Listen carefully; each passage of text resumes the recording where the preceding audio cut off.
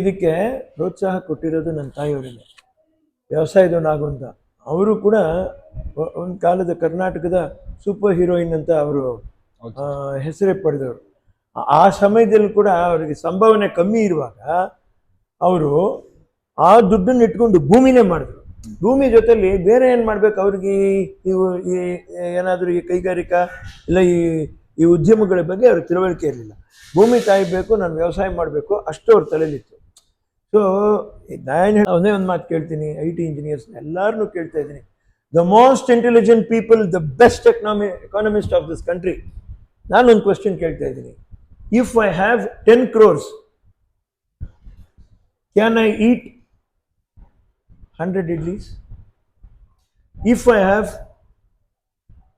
say 1 crore or some 50 lakhs, can I eat only half idli? ಅವನೇ ನನಗೂ ಬಂದಿತ್ತು. ಈಗ ಏನಾಗೋಯ್ತು, ಒಂದು ಹಾರ್ಟ್ ಅಟ್ಯಾಕ್, ಒಂದು ಆಪರೇಷನ್ ಆಯಿತು, ಎಲ್ಲ ತಣ್ಣಗಾಗೋಯ್ತು. ಏನು ಮಾಡಿದ್ರು ಇಷ್ಟೇನಾ ಅಂತ ಅನಿಸ್ತು.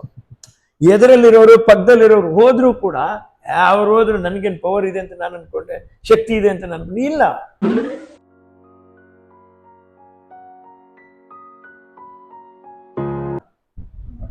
ಸರ್, ಅದೆಲ್ಲರಿಗೂ ಗೊತ್ತು. ಈಗಿನ ಯುವಕರಿಗೆ ನೀವು ಒಂದು ಸ್ಫೂರ್ತಿ. ಏನಕ್ಕಂದ್ರೆ ನೀವು ಕೃಷಿಯಲ್ಲಿ ತೊಡಗಿಸ್ಕೊಂಡಿರೋದು ನೋಡಿದ್ರೆ, ನೀವು ಒಂದು ಹಳ್ಳಿ ಜೀವನ, ಸಾಮಾನ್ಯವಾಗಿ ಜೀವನ ಮಾಡ್ತಿರೋದು ನೋಡಿದ್ರೆ ಎಲ್ಲರಿಗೂ ಖುಷಿ ಆಗುತ್ತೆ. ನಿಮ್ಗೆ ಇದರ ಯಾರು ಸರ್ ಪ್ರೋತ್ಸಾಹ ಎಲ್ಲ ಕೊಟ್ಟಿದ್ದು? ಇಲ್ಲ, ನನ್ನ ತಾಯಿಯವರೇ. ಇದಕ್ಕೆ ಪ್ರೋತ್ಸಾಹ ಕೊಟ್ಟಿರೋದು ನನ್ನ ತಾಯಿಯವರೇನೆ, ವ್ಯವಸಾಯದವನಾಗು ಅಂತ. ಅವರು ಕೂಡ ಒಂದು ಕಾಲದ ಕರ್ನಾಟಕದ ಸೂಪರ್ ಹೀರೋಯಿನ್ ಅಂತ ಅವರು ಹೆಸರೇ ಪಡೆದವರು. ಆ ಸಮಯದಲ್ಲಿ ಕೂಡ ಅವರಿಗೆ ಸಂಭಾವನೆ ಕಮ್ಮಿ ಇರುವಾಗ ಅವರು ಆ ದುಡ್ಡನ್ನು ಇಟ್ಕೊಂಡು ಭೂಮಿನೇ ಮಾಡಿದ್ರು. ಭೂಮಿ ಜೊತೆಲಿ ಬೇರೆ ಏನು ಮಾಡ್ಬೇಕು ಅವ್ರಿಗೆ, ಇವು ಈ ಏನಾದರೂ ಈ ಕೈಗಾರಿಕಾ ಇಲ್ಲ ಈ ಉದ್ಯಮಗಳ ಬಗ್ಗೆ ಅವ್ರಿಗೆ ತಿಳುವಳಿಕೆ ಇರಲಿಲ್ಲ. ಭೂಮಿ ತಾಯಿಬೇಕು, ನಾನು ವ್ಯವಸಾಯ ಮಾಡಬೇಕು, ಅಷ್ಟು ಅವ್ರ ತಲೆಯಲ್ಲಿತ್ತು. ಸೊ ನಾನು ಹೇಳ್ತಾ ಇದ್ದೀನಿ, ಯಾಕೆ ಅವರು ಅದಕ್ಕೆ ಹೋದರು ಅನ್ನುವಂಥದ್ದು ಈ ಬಗ್ಗೆ ಯೋಚನೆ ಆಗುತ್ತೆ ನನಗೆ. ಆವತ್ತು 63ನೇ ಇಸ್ವಿನೋ 62ನೇ ಇಸ್ವಿನಲ್ಲಿ ಅವ್ರು ಮಾಡಿರೋ ಆಸ್ತಿ ಇವತ್ತಿಗೆ ಕೋಟ್ಯಾಂತರ ರೂಪಾಯಿ ಬೆಲೆ ಬಾಳುವಂಥ ಆಸ್ತಿ ಆಗೋಯ್ತು. ಈಗ ಅದೇ ಭೂಮಿ ತಾಯಿ ತಾನೇ ನಮ್ಮನ್ನ ಕಾಪಾಡ್ತಾ ಇದೆ, 2ನೇ ತಲೆ 3ನೇ ತಲೆನ ಕಾಪಾಡ್ತಾ ಇದೆ. ಹೌದು, ಈಗಿನ ಕಾಲದವ್ರು ಯಾರು IT ಗೆ ಹೋಗ್ತಿದ್ದಾರೆ, ಅವರೆಲ್ಲರೂ ಬ್ಯಾಕ್ ಟು ಬೇಸಿಕ್ಸ್ ಅಂತ ಫಾರ್ಮಿಂಗ್ ಬರ್ತಿದ್ದಾರೆ. ಅದೇ ಕಮ್ಮಿ. ಒಂದೇ ಒಂದು ಮಾತು ಕೇಳ್ತೀನಿ, IT ಇಂಜಿನಿಯರ್ಸ್ ಎಲ್ಲರನ್ನೂ ಕೇಳ್ತಾ ಇದ್ದೀನಿ, the most intelligent people, the best economist of this country. ನಾನೊಂದು ಕ್ವಶನ್ ಕೇಳ್ತಾ ಇದ್ದೀನಿ, if I have 10 crores, can I eat 100 idlis? If I have say 1 crore or some 50 lakhs, can I eat only half idli? ಎಷ್ಟು ಬೇಗ ಅಷ್ಟು ತಿನ್ನಬೇಕಾಗುತ್ತೆ. ಅಷ್ಟೇ ತಲೆಯಲ್ಲಿ ಬಂದರೆ ಸಾಕು. ಆಮೇಲೆ ಆಮೇಲೆ ಆಮೇಲೆ ಆಮೇಲೆ ಆಮೇಲೆ ಎಲ್ಲ ಬಂದು ಸಮಾಜ, ನೀವು ಇನ್ನೊಂದು XYZ ಕ್ರಿಯೇಟ್ ಮಾಡಿರೋದು. ಕ್ರಿಯೇಷನ್ಗೆ ಬಲಿಯಾಗೋಗ್ಬಿಟ್ಟಿದೀವಿ ನಾವು. ಕರೆಕ್ಟಾ? ಬೇಜಾರ ಮಾಡ್ಕೊಂಬಿಡ್ರಿ. ನಾವು ಒಂದೊಂದು ಹೇಳ್ತಾ ಇರ್ತೀನಿ, ನಮ್ಮ ಹತ್ರ ಬಟ್ಟೆಗಳಿರುತ್ತೆ, ಬಿದ್ದು ಹೋಗಿ ಟ್ರೆಂಡಿಂಗ್ ಇದೆ ಅಂತ ಹೋಗಿ ತಗೊತಾ ಇರೋದು ಸುಮ್ಮನೆ ಕಾಸು ಕೊಟ್ಟು. ಅಲ್ಲಲ್ಲ, ಟೆಕ್ಸ್ಟೈಲ್ಗೆಲ್ಲ ನಾಶ ಆಗೋದು ಬೇಡ, ಅವ್ರು ಹಾಳಾಗೋದು ಬೇಡ. ಆದರೆ ತಗೊಳಕ್ ಬೇಕಾಗಿರುವಂಥ ಹುಡುಗರು ಇನ್ನೂ ಇದ್ದಾರೆ, ಅವ್ರು ತಗೊಂಡ್ರೆ ಸಾಕು. ಇರೋದನ್ನ ಮನೇಲಿ ಇಟ್ಕೊಂಡ್ಬಿಟ್ಟು, ನಾನೇ ಎಕ್ಸಾಂಪಲ್ಲು, ಗಾಡಿಗಳಿಗೂ ನಾನೇ ಎಕ್ಸಾಂಪಲ್ಲು. ನನಗೆ ಅನ್ನಿಸ್ತಾ ಇದೆ, ಯಾಕೆ ಈ ಥರ ಮಾಡಿದೆ. ದಟ್ XYZW ಇವರೆಲ್ಲರೂ ಹಾಗಿದ್ದಾರೆ. ನೀವು ನಾವು ಹಾಗೆ ಇದ್ರೇನೆ ನಾವು ಬದುಕಿರ್ತೀವ, ಹಾಗಿಲ್ಲ ನಾವು ಸತ್ತೋಗ್ಬಿಡ್ತೀವ ಅನ್ನೋ ಆ ಭಾವನೆ ನನಗೂ ಬಂದಿತ್ತು. ಈಗ ಏನಾಗೋಯ್ತು, ಒಂದು ಹಾರ್ಟ್ ಅಟ್ಯಾಕ್, ಒಂದು ಆಪರೇಷನ್ ಆಯಿತು, ಎಲ್ಲ ತಣ್ಣಗಾಗೋಯ್ತು. ಏನು ಮಾಡಿದ್ರು ಇಷ್ಟೇನಾ ಅಂತ ಅನಿಸ್ತು. ಎದರಲ್ಲಿರೋರು ಪಕ್ಕದಲ್ಲಿರೋರು ಹೋದರೂ ಕೂಡ ಅವ್ರು ಹೋದ್ರು ನನಗೇನು ಪವರ್ ಇದೆ ಅಂತ ನಾನು ಅಂದ್ಕೊಂಡೆ, ಶಕ್ತಿ ಇದೆ ಅಂತ ನಾನು ಇಲ್ಲ, ನಾನು ಮನುಷ್ಯನೇ. ಆದರೆ ಏನು ವಿಚಿತ್ರ ಈ ಭೂಮಿ ಮೇಲೆ ಅಂತ ನನಗನ್ನಿಸ್ತಾ ಇರೋದು, ಎಳೆ ಮಗುಗೆ ಏನು ಅರ್ಥ ಆಗಬೇಕು ಅದು ಅಷ್ಟೇ. ಏನು ಅವರ ತಾತನಿಗೆ ಆ ಮಗು ತಲೆಯಲ್ಲಿ ಏನು ಓಡ್ತಾ ಇದೆ ಅಂತ ಅವ್ರ ತಾತನಿಗೆ ಗೊತ್ತಿಲ್ಲ. ಹೌದು, ಅಷ್ಟೇ. ಆಯ್ತಾ? ಆ ಮಗು ಯಾಕೆ ಹೀಗಿದೆ, ನಾನೇ ತಾತ ಅಂತ ಯಾಕೆ ಅರ್ಥ ಮಾಡ್ಕೊಂಡು, ತಾತ ಏನು ಬುದ್ಧಿ ಇದೆಯಾ ನಿನ್ಗೆ ಅಂತ ಕೇಳಬೇಕಾದ್ರೆ 3 ವರ್ಷ 4 ವರ್ಷ ಬೇಕು. ಇದು ಅವ್ರ ಅಮ್ಮ ಚೆನ್ನಾಗಿ ಅದು ಯಾರು ಗೊತ್ತಾ ಅಂತ ಹೇಳಿದ್ಮೇಲೆ ತಾತ ಆಗೋದು. ಕರೆಕ್ಟಾ? ವೈ ಆಮ್ ನಾಟ್ ನಿಮ್ಮನ್ನ ಏನೋ ನಿಮ್ಗೆ ಏನೂ ಗೊತ್ತಿಲ್ಲ ನಾನು ಹೇಳ್ತಾ ಇದ್ದೀನಿ, take it in this way.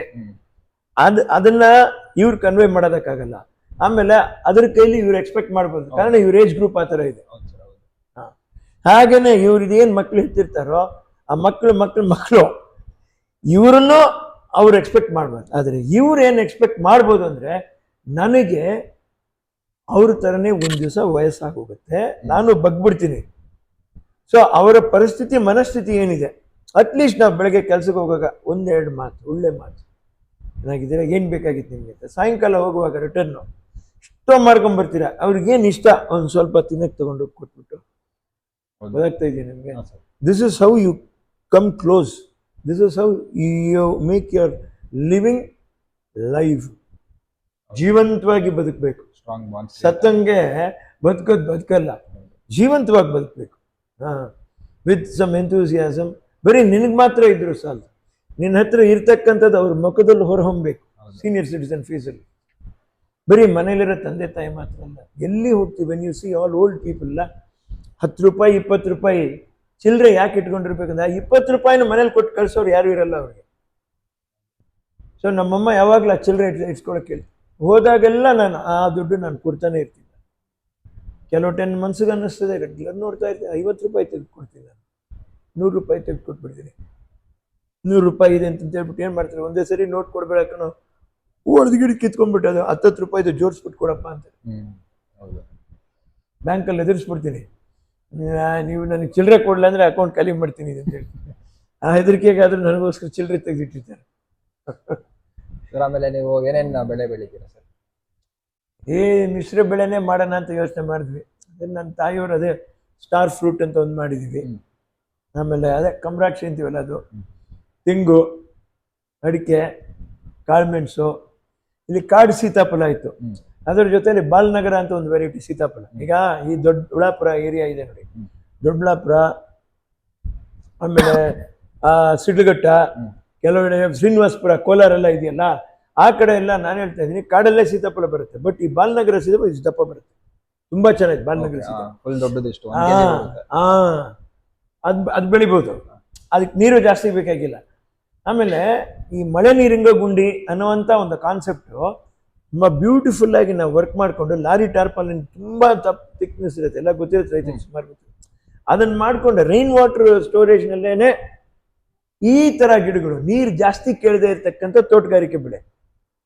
ಆಮೇಲೆ ಅವಕ್ಕೆ ಕಾಯಿಲೆ ಬರಬಾರ್ದು, ಸೀತಾಫಲ ಕಾಯಿಲೆ ಬರಲ್ಲ, ಬೆಳೆ ಬಂದೆ ಬಿಳಿ ಹೆಣ್ಣು ಥರ ಬರ್ತದೆ, ವೈಟ್ ಕಲರ್. ಅದು ನಿಮ್ಮ ಮಾಮೂಲಿ ನೋವಾನು ಬೇವಿನ ಎಣ್ಣೆ ಅದಕ್ಕೆ ಮಿಕ್ಸ್ ಮಾಡ್ಕೊಬೋದು. ಸೀತಾಫಲ, ಸಪೋಟದಲ್ಲಿ ಕ್ರಿಕೆಟ್ ಬಾಲ್ ತುಂಬ ಚೆನ್ನಾಗಿದೆ. ಆಮೇಲೆ DSH ಧಾರವಾಡದ ಅದು ಚೆನ್ನಾಗಿದೆ. ಆಮೇಲೆ PKM 250 ಗ್ರಾಮ್ಸ್ ಬರುವಂಥ ಒಂದು ಸಪೋಟ ಇದೆ, ಅದರಲ್ಲಿ PKM ಸೆಲೆಕ್ಟ್ ಮಾಡಿ ಕಾಯಿ ಬಿಟ್ಟಿರ್ತಕ್ಕಂಥ ದೊಡ್ಡ ವೆರೈಟಿನೇ ನೀವು ದೂರಕ್ಕೆ ಹಾಕ್ಕೊಳ್ರಿ. ಅಂಥ ಪರಿಸ್ಥಿತಿಲಿ ನಾವು ಹೇಗೆ ಮಾಡಬೇಕು ಅನ್ನೋದು, ಟ್ಯಾಂಕರ್, ನೀರಿನ ಟ್ಯಾಂಕರ್ ಇಟ್ಕೊಳ್ರಿ, ಬುಡಕ್ಕೆ ಚೆನ್ನಾಗಿ ನೀರು ಬಿಡ್ರಿ, ಎಲೆ ಇದೆಲ್ಲ ಹಾಕ್ಬಿಟ್ಟು ಕೋಕೋ ಪಿಟ್ ಎಲ್ಲ ಹಾಕ್ಬಿಟ್ಟು ಮುಚ್ಚ್ರಿ. ಅದು ವಾರಕ್ಕೆ ಒಂದ್ಸರಿ ಟ್ಯಾಂಕರಲ್ಲಿ ನೀರು ಹಿಡಿದ್ರೆ ಸಾಕು. ಬೋರ್ ಹಾಕ್ಬಿಟ್ಟೆ ನಾನು ತೋಟರ ಉದ್ಧಾರ ಮಾಡ್ತೀನಿ ಅಂತದ್ದೇನೂ ಇಲ್ಲ ನನ್ನ ಅನಿಸಿಕೆ. ಆಮೇಲೆ ನಾನು ಸರಿ ಹೇಳ್ತಾ ಇದ್ದೀನೋ ತಪ್ಪು ಹೇಳ್ತಾ ಇದ್ದೀನೋ, ನೀವು 100 ಜನರ ಹತ್ರ ಕೇಳ್ಬಿಟ್ಟು ಸಜೆಷನ್ಸ್ ತಗೊಳ್ಳಿ, ಹಿಂಗೇ ಮಾಡ್ರಿ ಅಂತ. ನಾನು ಐ ವಿಲ್ ನೆವರ್ ಫೋರ್ಸ್. ಇದು ನನಗೆ ಒಬ್ಬ ರೈತರು ತಮಿಳ್ನಾಡಿನಲ್ಲಿ ಊತುಕೋಟೆ ಎನ್ನುವಂಥ ಏರಿಯಾದಲ್ಲಿ ಹೇಳಿದ್ದು. ಆಮೇಲೆ ಹುಣಸೆ ಮರ ಇದೆ ನೋಡಿದ್ರೆ ನಾಟಿನೇ ಹಾಕಿ, ಹೈಬ್ರಿಡ್ ಕಾಯಿ ಬಿಡ್ತಾ ಇಲ್ಲ, ನೋಡ್ಬಿಟ್ಟೆ.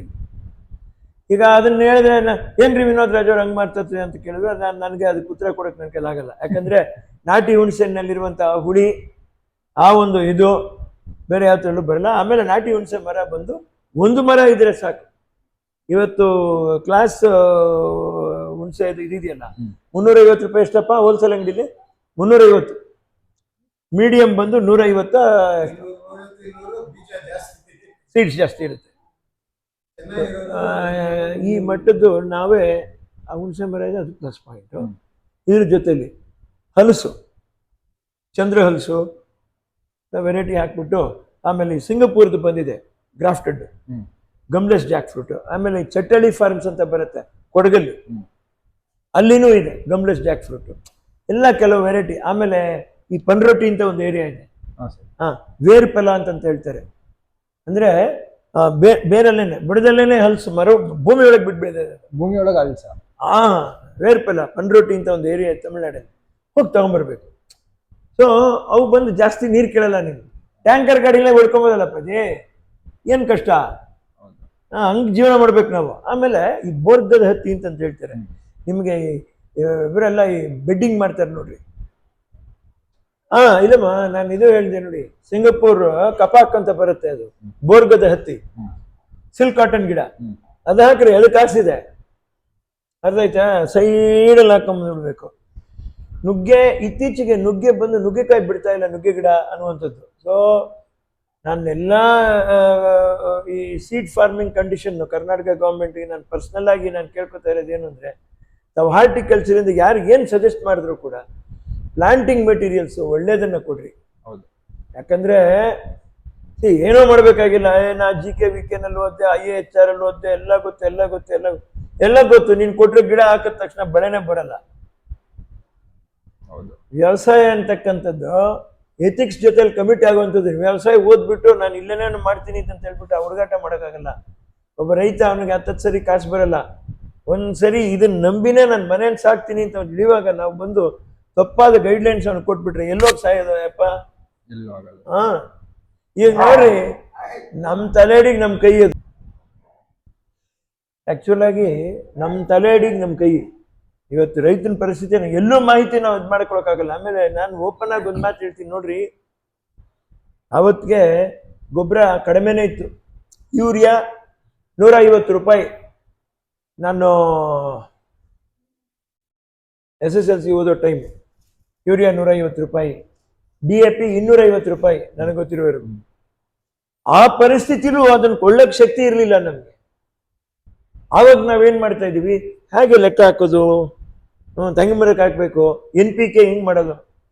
ಏನಂದರೆ ನೈಟ್ರೋಜನ್ನು, ಸೊ ಯೂರಿಯಾ 1 ಮೂಟೆ ತಗೊಳ್ಳೋದು, P ಅಂದರೆ ಪೊಟ್ಯಾಶು, K ಅಂದರೆ ಸೂಪರ್ ಫಾಸ್ಫೇಟು. ಹೌದು. ಯೂರಿಯಾ, ಪೊಟ್ಯಾಶು, ಸೂಪರ್ ಫಾಸ್ಫೇಟು, ಮೂರನ್ನು ಮಿಕ್ಸ್ ಮಾಡಿಕೊಂಡು ತೆಂಗಿನ ಮರಕ್ಕೆ ಹಾಕ್ತಾ ಇದ್ದೇನೆ. ನಟ್ಸ್ ಜಾಸ್ತಿ ಬರಬೇಕು ಅಂದರೆ ಜಿಪ್ಸಮ್ ಹಾಕ್ತಾ ಇದ್ವಿ. ಆ ಕಾಲಕ್ಕೆ 5 ರೂಪಾಯಿ 2.5 ರೂಪಾಯಿ ಅಂತ ಕಾಯಿ ಮಾರಿದ ಕಾಯಿನಲ್ಲಿ ನಾವು 800 ಗಿಡಕ್ಕೆ 1.5 ಲಕ್ಷ ಸಂಪಾದನೆ ಮಾಡ್ತಾ ಇದ್ವಿ ನೋಡಿ, ತೆಂಗಿನಕಾಯಿನಲ್ಲಿ ಆ ಟೈಮಲ್ಲೇ ಮಾಡ್ತಾ ಇದ್ವಿ. ಸೊ ಗೊಬ್ಬರ ಹಾಕೋದು ಅಷ್ಟೇ, ಅವ್ರು ಹೇಳ್ಬಿಟ್ರೆ ನಾನು ಹಾಕ್ಬಿಟ್ಟೆ. ಯಾರಾದ್ರೂ ಲೆಕ್ಕ ಹಾಕಿದಿರಾ, ಇಷ್ಟು ಬಿತ್ತನೆ, ಇಷ್ಟು ಆಳುಗಳ ಖರ್ಚಿ, ಇಷ್ಟು ಉತ್ತಿರೋದು ಖರ್ಚಿ, ಕಳೆ ತೆಗೆದಿರೋದು ಖರ್ಚಿ, ಮತ್ತೆ ಫಲ ಬಂದಾಗ ಅದಕ್ಕೆ ಗೊಬ್ಬರ ಹಾಕಿರೋ ಖರ್ಚಿ, ಔಷಧಿ ಹೊಡೆದಿರೋ ಖರ್ಚಿ, ಇದನ್ನೆಲ್ಲ ಮೈನಸ್ ಮಾಡ್ಬಿಟ್ಟು ಕೈಗೆ ಏನು ಬಂದು ನಿಂತ್ಕೊಂತ ಅಂತ ಹೇಳಿದ್ರೆ ತಲೆ ಕೆಟ್ಟು ಹೋಗ್ತಿದೆ. ಇದನ್ನ ರೈತ ನೋಡ್ಕೊಳ್ಳೇಬೇಕು. ಆದ್ರೆ ನಮ್ಮಲ್ಲಿ ಈ ಗಳಿಗೆವರೆಗೂ ಈವರೆಗೂ ಸರ್ಕಾರ ಯಾವ ಹಣನ ಯಾರಿಗೆ ಎಷ್ಟು ಕೊಟ್ಟಿದ್ದೀನಿ, ಏನು ಮಾಡಿದ್ದೀನಿ, ಎತ್ತ ಮಾಡಿದ್ದೀನಿ, ಹೋಗ್ತಾ ಬೆಳಗ್ಗೆ ಇಷ್ಟು ಜಮಾ ಆಯಿತು, ಇಷ್ಟು ಖರ್ಚೆ ಆಯಿತು, ಉಳಿದಿದ್ದಿಷ್ಟು ಜಮಾ ಇದೆ ಅಂತ ಯಾವತ್ತೂ ನೀವು ಹೇಳಲಿಲ್ಲ. ಯಾಕೆ ಸರಿಯಾಗಿ ಹೇಳಲಿಲ್ಲ? ಜನಗಳಿಗೆ ಯಾವ ಹಣ ನಾನು ಇಷ್ಟು ಕೋಟಿ ಹಿಡಿದ್ಬಿಟ್ಟೆ ಅಂತಂದ್ರೆ, ಆ ಕೋಟಿ ಹಿಡಿದಿರೋ ಹಣ ಯಾರಿಗೆ ಹೋಗ್ತಾ ಇದೆ, ಏನಕ್ಕೆ ಹೋಗ್ತಾ ಇದೆ ಅಂತ ಬಾಯಿ ಬಿಟ್ಟು ನಿಮ್ಗೆ ಯಾಕೆ ಬರಲಿಲ್ಲ ಇಲ್ಲಿವರೆಗೂ? ನಾನು ಕೇಳ್ತಾ ಇರೋ ಪ್ರಶ್ನೆ ಇದು. ನಾನು ಮಾತ್ರ ಅಲ್ಲ, ಇವತ್ತು ಪ್ರತಿಯೊಬ್ಬ ಜನತೆಯನ್ನು ಕೇಳಲೇಬೇಕಾಗಿರೋದು ಸರ್ಕಾರಕ್ಕೆ. ಯಾಕಂದ್ರೆ ಹೋಗ್ತಾ ಹೋಗ್ತಾ ಹೋಗ್ತಾ ನೋಡಿ, ವೇತನ 70,000 ರೂಪಾಯಿ ಅಂತ ಹೇಳ್ಬಿಟ್ಟು ನನಗೆ ಕೇಳಿದೆ. ರೈಟ್, ಒಬ್ಬ ಚಿತ್ರರಂಗದ ಕಲಾವಿದನಿಗೆ ಗ್ಯಾರಂಟಿ ಇಲ್ಲ. ಸಂಪಾದನೆ ಮಾಡಿದ್ರೆ ಕೋಟಿ, ಸಂಪಾದನೆ ಇಲ್ದಿದ್ದಾಗ ತಾನು ಅಷ್ಟೇನೆ ಖರ್ಚು ಮಾಡ್ಲೇಬೇಕಾಗತ್ತೆ. ಶೂಟಿಂಗ್ ಬಿಟ್ಬಿಡ್ರಿ, ಶೂಟಿಂಗ್ ಹೋಗೋಕ್ಕಾಗಲ್ಲ, ಇದು ಮಾಡೋಕ್ಕಾಗಲ್ಲ. ಸೊ ಮನೇಲಿ ಏನು ಸರ್ ಹೆಂಗಿದ್ದೀರಾ ಸರ್, ಏನು ಸರ್ ನಿಮ್ಮ ಪಿಕ್ಚರ್ ಹಂಗಿತ್ತು ಹಿಂಗಿತ್ತು. ಸೊ ಹಂಗಿತ್ತು ನಾನು ಆ ಸ್ಟೇಟಸ್ ಮೇಂಟೈನ್ ಮಾಡಬೇಕು. ಸ್ಟೇಟಸ್ ಮೇಂಟೈನ್ ಮಾಡೋಕ್ಕೆ ಸಂಪಾದನೆ ಏನು ಮೊದಲು ಮಾಡ್ತಾ ಇದ್ನೋ ಅದರ ಅರ್ಧ ದುಡ್ಡಾದರೂ ನಾನು ಸ್ಟೇಟಸ್ ಮೇಂಟೈನ್ ಮಾಡೋಕ್ಕೆ ಖರ್ಚು ಮಾಡಬೇಕು. ಇಲ್ಲಾಂದರೆ ಬೆಲೆ ಇಲ್ಲ. ಅದನ್ನ ಮಾಡಕ್ಕೆ ಹೋಗಿ ನಾವೇನು ಇಟ್ಟಿರ್ತೀವಿ ನೋಡ್ರಿ, ಅದು ಹೊರಟೋಗ್ತೀವಿ. ಒಂದು ಹಂತಕ್ಕೆ ನಾವು ಬ್ಯಾಂಕ್ರಪ್ಟ್ ಆಗ್ತೀವಿ. ಆ ಬ್ಯಾಂಕ್ರಪ್ಸಿ ನಮಗೆ ಬರಬಾರ್ದು. ನಾನು ಹೇಳ್ತಾ ಇದ್ದೀನಿ, ನಾನು ಇಂಟೆಲಿಜೆಂಟ್ ಅಂತ ನಾನು ಮಾತಾಡ್ತಾ ಇಲ್ಲ. ಈಗ ನನ್ನ ತಾಯಿಯವ್ರ ಕಾಲದಿಂದ ನನ್ನ 62, I was born in 1967. But 62ರಲ್ಲಿ 1500 ಮಾಡಿ ತಮಿಳ್ನಾಡಿನಲ್ಲಿ 12,000ಕ್ಕೆ 12 ಎಕರೆ ತಗೊಂಡು ನನ್ನ ತಾಯಿಯವರು ಎಲ್ಲಾ ಪ್ರಾಪರ್ಟಿ ಅಲ್ಲಿ ತಮಿಳ್ನಾಡಲ್ಲಿ ಹುಟ್ಟಿ ತಗೊಂಡಿರೋದವರು 1,00,000 ರೂಪಾಯಿ ಹತ್ರಕ್ಕೆ ಇರುತ್ತೆ, 52,000 ಹತ್ರಕ್ಕೆ ಇರುತ್ತೆ. ಆದ್ರೆ ಅವರಿಗೆ ಹೇಗೆ ಈ ಕಾಲಜ್ಞಾನ ಭವಿಷ್ಯ ಹೀಗಿರುತ್ತೆ, ನಾವೇನ್ ಮಾಡ್ಬೇಕು ದುಡ್ಡಿಲ್ಲ ಅಂದ್ರೆ ಆವಾಗ ಭೂಮಿನ ನಾವು ಮಾರಿ ತಿಂದಿದೀವಿ ಅನ್ನುವಂಥದ್ದನ್ನ ಸತ್ಯ. ನಮ್ಮಮ್ಮ ಮಾಡಿಟ್ರ ಪ್ರಾಪರ್ಟಿನ ನಾನು ರೈತರಿಗೆ ಪ್ರತಿಯೊಬ್ಬರಿಗೂ ಹೇಳ್ತಾ ಇದ್ದೀನಿ, ಆ ಆಸ್ತಿನ ನಾವು ಮಾರ್ಕೊಬಾರ್ದು. ಅಂತ ಪರಿಸ್ಥಿತಿ ಬಂದಾಗ ನಮ್ಮ ಸ್ವಾಭಿಮಾನ ಮೀರಿದಕ್ಕಲ್ಲ ಅದು. ಭೂಮಿ ತಾಯಿ ನನ್ನ ಮಾರು ಮಗನೇ ಅಂತೇಳಿ ಅವಳು, ನಾನು ಇದೀನಿ ಬಾರೋ ಮಾರೋ, ಇನ್ನಷ್ಟಿಟ್ಕೋ ನನ್ನ, ಅದರಲ್ಲಿ ನಿನ್ನ ಸಾಕ್ತೀನಿ ಅಂತೇಳಿ. ನಾನು ನಿಮ್ಗೇನು ಹೇಳ್ತಾ ಇದ್ದೆ, ನೀರಿಲ್ದಿರ ಬರ್ತಕ್ಕಂಥ ಬೆಳೆಗಳು ಕುಡುಕ್ರಿ ಅಂತಂದು ಹೇಳ್ತೀನಿ ನಾನು. ಅದರಲ್ಲಿ ನುಗ್ಗೆ ಗಿಡ ಅಂತ ಇದ್ರೆ ಇತ್ತೀಚೆಗೆ ನುಗ್ಗೆ ಗಿಡ ನಮಗೆ ಪ್ಲಾಂಟಿಂಗ್ ಮೆಟೀರಿಯಲ್ ಸಿಗ್ತಾ ಇಲ್ಲ. ಇನ್ಯಾವುದು ಪಪ್ಪಾಯ ಫುಲ್ ವೈರಸ್ ಬರ್ತಿದೆ. ಅದಕ್ಕೆ ದೇಸಿ ಮೇಡ್ ಅಂತ ಹೇಳ್ತೀವಿ. ಫಸ್ಟ್ ನಾಟಿ ಪಪ್ಪಾಯ ಈ ಸೀಡ್ಸ್ ಇರೋದು, ಏನ್ರಿ ಓಪನ್ ಮಾಡ್ತೀರಾ ಫುಲ್ ಸೀಡ್ಸ್ ಇರೋದು ಒಳಗೆಲ್ಲ, ಎಲ್ಲ ಸ್ಪೂನ್ ನಲ್ಲಿ ಕೆರ್ಕೊಳ್ಳಿ ಕಟ್ ಮಾಡಿಕೊಟ್ರೆ ಪಪ್ಪಾಯ ಅಲ್ವಾ ಅದು? ಯಾಕ ಬಿತ್ತನೆ ಕಳೆದ್ರಿ? ಇಷ್ಟು ಬದನೆ ಬರೋದು, ಅದನ್ನ ಸಾಂಬಾರ್ ಹಾಕ್ರೆ ಘಮ ಘಮ ಅಂತ ಸ್ಮೆಲ್ ಬರೋದು, ಬದನೆಕಾಯಿ ಸ್ಮೆಲ್ ಫೀಲ್ ಗೊತ್ತಾಗೋದು. ಇವತ್ತು ಆ ಬದನೆ ಬಿತ್ತನೆ ಇಲ್ಲ, ಅದಕ್ಕೆ ಈ ಕಾಯಿಲೆನೇ ಬರ್ತಾ ಇಲ್ಲ. ಎಲೆ ಒಳಗಡೆ ಹಿಂಗೆ ನುಗ್ಬಿಟ್ಟು ಎಲ್ಲ ಎಲೆ ಹಿಂಗೆ ಬಿಟ್ಬಿಡುತ್ತೆ, ಆ ಗಿಡಕ್ಕೆ ಗಟ್ಟಿ. ಅದೇ ರೀತಿ ಉಡುಪಿನಲ್ಲಿ ಮಟ್ಟಿ ಗುಳ್ಳ ಅಂತ ಬರುತ್ತೆ ಬದನೆ, ಆ ಬದನೆನು ತುಂಬಾ ಸ್ಟ್ರಾಂಗು. ಹಾಕಿದ್ರೆ ಅದು ಬಂದು ಹೆಚ್ಚು ಕಡಿಮೆ 3 ವರ್ಷ 4 ವರ್ಷ ಇರುತ್ತೆ, ಅಥವಾ ಪ್ರೀತಿಯಿಂದ ನೋಡೋ 10 ವರ್ಷನೂ ಇರುತ್ತೆ. ಕರೆಕ್ಟಾ? ಬೆಳೆ ಬರ್ತಾನೆ ಇರುತ್ತೆ. ಕೂಳೆ ಬೆಳೆ ಕಟ್ ಮಾಡಿ ತೆಗೆಯುವಂಥದ್ದು ಅದು ನಮ್ಮ ಸಾಮರ್ಥ್ಯ ಅಪ್ಪಾಜಿ. ಹೌದು. ನಾನು ಕೇಳುವೆ ಅಮ್ಮನ್ಗೆ ಚಿಕ್ಕ ವಯಸ್ಸಲ್ಲಿ, ಹೆಸರಿ ನೋಡಿ ತೋಟನೇ ನೋಡ್ತಾ ಇರ್ತೀಯ, ಒಂದೊತ್ತು ನಿನ್ಗೆ ಊಟ ಹಾಕ್ಬಿಟ್ಟು 3 ಹೊತ್ತಿಗೆ 2 ಹೊತ್ತು ಬಿಟ್ಟಿದ್ರೆ ಬೆಳೀತಾ ಇದ್ಯೇನೋ? ಹೆಸರಿ ನಿನ್ನೆ ನೋಡೋದು ಬೋರ್ ಹೊಡಿತದೆ ಮಗ ಅಂತ ಹೇಳ್ಬಿಟ್ಟು ಬಿಟ್ಟಿದ್ರೆ ನೀನ್ ಹಿಂಗಾಗ್ತಾ ಇದ್ಯಾ? ಮತ್ತೆ ನೋಡ್ತಾ ಇರ್ಬೇಕಪ್ಪಾಜಿ ಏನಕ್ಕೆ ಅಂತ. ಅದಕ್ಕೆ ನಾನು BSc ಅಗ್ರಿಕಲ್ಚರ್ ಮಾಡಿರೋ ಸ್ಟೂಡೆಂಟ್ಸ್ನ ನಾನೇನು ನಿಮ್ಗಿಂತ ಎಜುಕೇಟೆಡ್ ಅಂತ ಹೇಳಕ್ ಬರ್ತಾ ಇಲ್ಲ, ಬಟ್ ನೀವೇನು ಕಲ್ತಿದ್ದೀರೋ ಅದನ್ನ ಜನಸಾಮಾನ್ಯರಿಗೆ ತುಂಬ ಈಸಿಯಾಗಿ ತಲುಪುವ ಹಾಗೆ ಅವ್ರು ಬದುಕೋಗ್ಬೇಕು, ಆ ಥರ ಒಂದು ಐಡಿಯಾ ಮಾಡ್ರಿ. ಅದನ್ನ ನಾನು ಕೇಳ್ಕೊತಾ ಇರೋದು. ನೀರು ಇಲ್ದಿರುವಂಥ ಯಾವ ಬೆಳೆ ನಾವು ಮಾಡಿದ್ರೆ ಉದ್ಧಾರ ಆಗ್ತೀವಿ ನೋಡಿ. ಅದು ಸಪೋಟ ನಿಮ್ಗೆ ಹೇಳಿದೆ, ಅಷ್ಟು ವೆರೈಟಿ. ಸೀತಾಫಲ ನಿಮ್ಗೆ ಹೇಳಿದೆ, ನಾನು ತಿಳಿದ್ವರ್ಲು. ಬದನೆ ಮಟ್ಟಿಗಳ ನಾಟಿಗೆ ಹೋಗ್ರಿ. ಹೀರೆಕಾಯಿ ಒಂದು ಕಾಲದಲ್ಲಿ ನೆಲದ ಮೇಲೆ ಬರೋದು, ಬೆಸ್ಟ್ ಅದು. ಈಗ ನಾಟಿ ಸೌತೆಕಾಯಿ ಇತ್ತು, ಜ್ಞಾಪಕ ಇದೆಯಾ ನಿಮ್ಗೆ? ಚೆನ್ನಾಗಿ ಆ ಬೇಗ ಇಲ್ಲ ರೀ, ಹೈಬ್ರಿಡ್ ಹಾಕ್ಬಿಟ್ಟು ಎಲೆ ನಾಗರ ಬಂದ್ಬಿಡತ್ತೆ. ಅದು ಎಲೆ ನಾಗರ ಬಂದು ಏನ್ ಮಾಡಿದ್ರು ಎದ್ದೇಳಲ್ಲ. ಕರೆಕ್ಟಾ? ಮತ್ತೆ ಈಗ ನಾನು ಹೇಳ್ತಾ ಇದ್ದೀನಿ, ಸಾವಯವನು ರಾಸಾಯನಿಕನು. ನಮ್ಮ ದೇಹದಲ್ಲಿ ರಾಸಾಯನಿಕ ಇದೆ. ಅಯರ್ನು ಕೆಮಿಕಲ್ ಅಲ್ವಾ, ಆಲ್ಬುಮಿನ್ ಕೆಮಿಕಲ್ ಅಲ್ವಾ, ಸೋಡಿಯಮ್ಮು ಈಗ ಜ್ಞಾಪಕ ಶಕ್ತಿ ಮರ್ತಾಗತ್ತೆ. ಸೋಡಿಯಂ ಬೈಕಾರ್ಬನೇಟ್ ಮಾತ್ರೆ ತೊಗೊಂಡೆ ಜ್ಞಾಪಕ ಬರೋದು. ಅದರಲ್ಲಿ ಬ್ರಾಹ್ಮಿ ಅಂತ ಹೇಳ್ತಾರೆ, ಇದನ್ನ ಅರಿದ್ಬಿಟ್ಟು ನಾಲ್ಗೆಗೆ ಇರೋದು, ಅದ್ರ ಚಟ್ನಿ ತಿನ್ನೋದು, ದೊಡ್ಡೆಲ್ಲ ಹೋಗತ್ತೆ. But that is not again 100%. ಇದು 100% ಅಂತ ಅವ್ರು ಹೇಳ್ತಾ ಇಲ್ಲ, 80, 70, 80 ಅದನ್ನೇ ಹೇಳ್ತಿರೋದು. ಬಟ್ ಈಗ ನಾವು ಹಂಗಾರೆ ನಮ್ ಎಷ್ಟು ಮಾತು ಮೊನ್ನೆ ಕೊರೋನಾ ನಾಟಿ ವೈದ್ಯದೆಲ್ಲ ಗುಣ ಆಗಿದೆ ಅಲ್ವಾ? ತಗೊಳ್ಳೇಬೇಕು. 200 ಇಂಜೆಕ್ಷನ್ ತಗೊಂಡೆ ನಾನು ಹಾಳಾಗೋದೆ, ಅದೆಲ್ಲ ಅಲ್ಲ. ಇಂಜೆಕ್ಷನ್ ತಗೊಂಡೆ ಹಾಳಾಗೋದೇನು? ನಾವು ಆಹಾರ ಪದ್ಧತಿ ಯಾವ ಥರ ತಿಂತಾ ಇದ್ದೀವಿ, ಏನು ಮಾಡ್ತಾ ಇದ್ದೀವಿ, ನನ್ನನ್ನೇ ನಾನು ಹೇಳ್ಕೊತಾ ಇದ್ದೀನಿ. ನಾನು ಬಾರಿ ಕರೆಕ್ಟ್ ಅಂತ ಹೇಳಕ್ ಬರಲ್ಲ. ಹಾರ್ಟ್ ಅಟ್ಯಾಕು ಆಗಿದೆ, ಕೊರೋನಾಗೆ ಮುಂಚೆನೇ ಆಯಿತು. ರೀಸೆಂಟಾಗಿ ನನಗೆ ಅಪೆಂಡಿಕ್ಸ್ ಹರ್ನಿಯಾ ಆಯಿತು. ಡಾಕ್ಟ್ರ್ ಅದೇ ಹೇಳಿದ್ರು. ಆದರೆ ನಾನು ಗಟ್ಟಿಯಾಗಿ ಇರೋಕ್ಕೆ ಪ್ರಯತ್ನ ಪಡ್ತಾ ಇದ್ದೀನಿ.